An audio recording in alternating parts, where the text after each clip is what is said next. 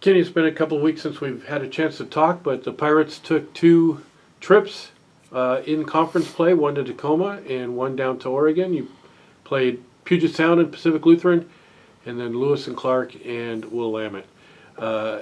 If you had to sum up each weekend, how would you do it?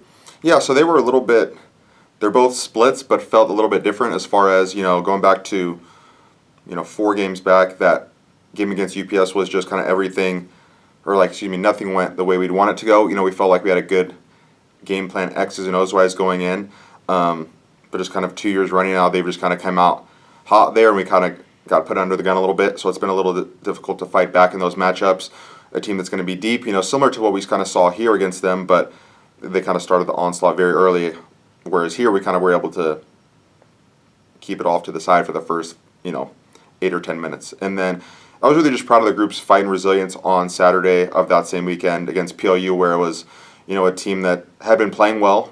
They downed a couple players back. They've had some injury struggles, as every team usually does through the course of a season. But I was really just proud of the way that we were able to overcome, a late run by them, a team playing desperate and hungry, similar to the way we were, and just coming out with a close, hard-fought victory where, they had a half quarter that went long at the buzzer, and that was just nice that we were able to, get a result that was indicative, I think, of some of our performances where we've been there close at the end, but just haven't gotten that result. And then this past weekend was kind of a flip-flop where we started off really strong. I think that first quarter against LC was undoubtedly our best shooting quarter of the season, definitely the best first quarter we've had. I think it was 6 of 7 opening up from 3 and just really getting contributions from everybody early in that one. And a situation where we were able to, rest some of our starters and main players, where I think we had maybe Ashlyn Peterson, Maya, or Alex play it all in the fourth. So that was really nice. And then coming out on Saturday looking to put together a little 3-game win streak, looking for a sweep on the road that you kind of need when you're, hopeful for a conference tournament berth. So we came up a little short there. We got down 7 at half, opened up the third quarter, guns blazing, which was really nice to see, taking the lead. And then Willamette's a well-coached group. They graduated a lot of experienced players last year, but they have some people, stepping up for them. So I was disappointed, not able to take a sweep out of either one of those weekends, especially this past one with, the success we got against Willamette here, but looking forward to, getting back home here in the Fieldhouse this weekend.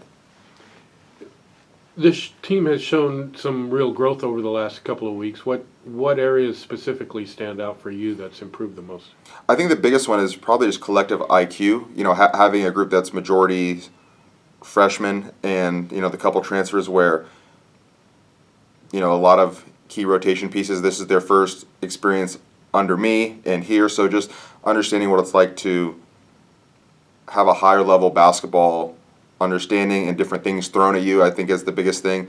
And just people understanding different roles from quarter to quarter, possession to possession. At times we like to, not necessarily hunt matchups, but if a team's going to play a certain way, let's look to maximize different players' skill sets at different positions. So, obviously we've had a fluctuating starting lineup throughout the year. Speaking back to that Lewis and Clark game, we've, kind of been poking and prodding Bree Talley to take more of the ball handling responsibility. So it was really nice to get her some valuable minutes in that fourth quarter against LC, getting Ashlyn Nielsen kind of back in the scoring column again with, I think, either tying or setting her career high on Friday night. So just really getting players, valuable minutes and exposure, because you never know, who you're going to need on a given night. So being able to give, all 10 or 11 players valuable minutes through the course of a weekend really helps not just show up and practice all week, but also when it matters on the Fridays and Saturdays. Still in the hunt for a spot in the conference tournament, which has been a goal all season.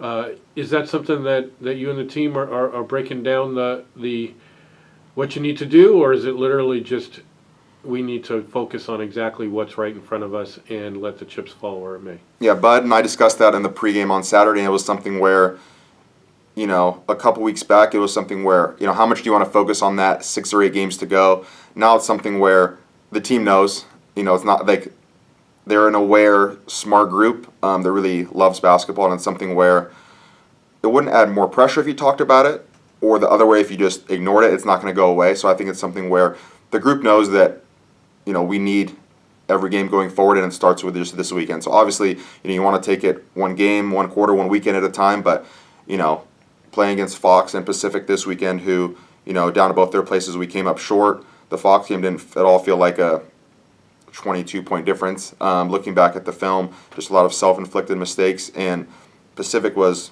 a 3-4 possession game. That was a team, when we went down to their place, I think they had lost 3 in a row. So we just know in those games, very winnable. I think Pacific's 1 game back of us, and I think Fox is looking to hold on to sole second. So it's something where, it's 2 teams that we feel very close with, and it's something we know that going forward, you can look to say we have 4 games left, you need to make up 2, but if you overlook any opponent or don't come out ready to play, it's going to bite you. So we just have to show up every game and just take it one at a time these last 4.